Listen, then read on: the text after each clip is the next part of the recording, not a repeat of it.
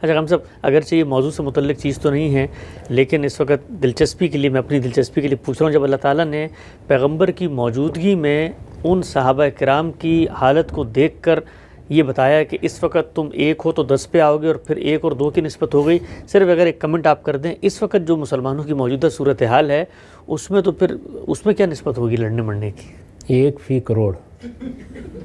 لگتا تو یہ نہ خود کسی قابل، نہ ان کی معیشت اس کا تحمل کر سکتی، اسلحے کے معاملے میں دوسروں کے مرہون منت، ابھی تو ذرا معقول قسم کی گولی بنانا مشکل ہے، تو اس لیے اپنی طرف دیکھنا چاہیے۔ مادی طاقت کا یہ حال ہے، اور جو کچھ ہمارے اخلاق ہیں، جیسا ہمارا کردار ہے، اس کو بھی دیکھ لیں۔ بصیرت جس کو قرآن نے کہا ہے، قرآن مجید یہاں بے محابہ جذبے کا لفظ نہیں استعمال کر رہا، یعنی بصیرت کتنی ہے، شعور، دین کا فہم، تم کس حد تک سمجھتے ہو کہ یہ مقصد حق ہے۔ اور دوسرا لفظ کیا استعمال کیا، صبر، یعنی استقامت۔ اللہ تعالیٰ کی طرف سے اگر کوئی مصیبت آ جاتی ہے، تکلیف آتی ہے، تو کیا رد عمل ہوگا تمہارا؟ تو یہ چیزیں ہیں جن کو توجہ دلا کے کہا ہے اس کے بعد فیصلے کیا کرو، اور اس میں ہمارے لیے بھی بڑا سبق ہے کہ جہاد بڑی چیز ہے، اور جہاد اللہ تعالیٰ نے فرض کیا ہے، اور جہاد ہم مسلمانوں کو کرنا ہے، اور جہاد سے ہمیں غلبہ حاصل ہوگا۔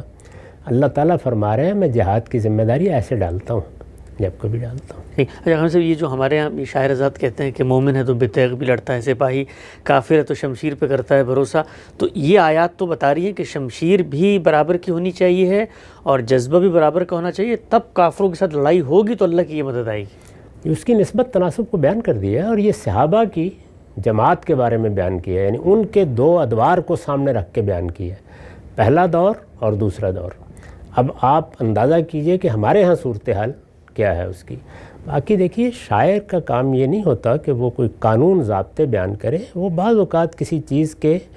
جذباتی پہلو کو بیان کرتا ہے، بعض اوقات مبالغے کا طریقہ اختیار کر کے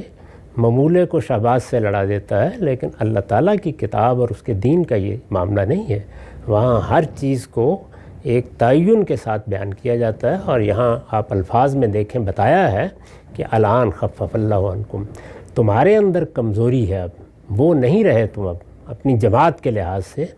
تو اللہ نے بھی تمہارے اوپر ذمہ داری ڈالنے میں تخفیف کا طریقہ اختیار کیا، یعنی کمی کر دی۔